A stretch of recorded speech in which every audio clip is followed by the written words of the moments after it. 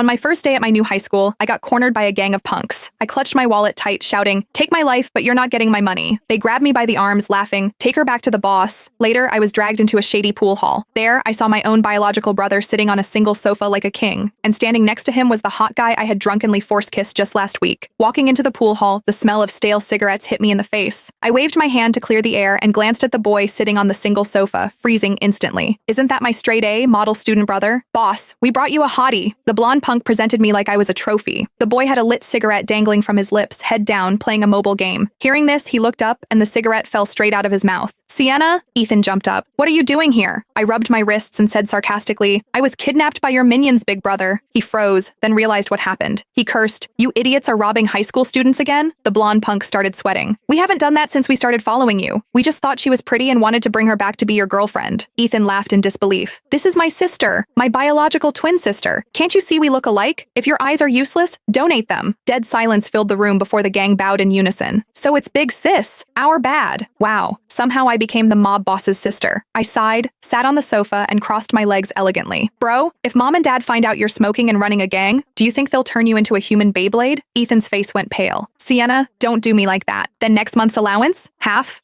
All of it," Ethan cried. "And do my math homework." "Sienna Sue, don't push it." Suddenly, a light chuckle came from the distance. I looked up and fell into a pair of beautiful brown eyes. The boy was tall and lean, features exquisite, skin glowing white. Even the tacky blue and white school uniform looked like designer wear on him. He looked familiar. I scratched my head, trying to recall. Then it hit me. Holy crap, isn't this the hot guy I force-kissed when I was drunk last week? It was my best friend Zoe's birthday. She invited a bunch of people to karaoke. I got wasted and walked into the wrong room after using the bathroom. A room full of hot guys looked at me in unison. I picked the hottest one and pounced. My brother always says he's the most handsome guy in the world. Hick, let me take a pic. I need to humble him. Hick. The boy looked down at me, eyes dark under the flashing lights. "Which room are you in? I'll take you back." I waved my hand and grabbed his collar. "Ooh, North High uniform. A smart guy." I patted his cheek playfully. "Great, I like smart guys." He frowned and grabbed my wrist. "Stop moving." I couldn't break free and got annoyed. Let go, or I won't be polite.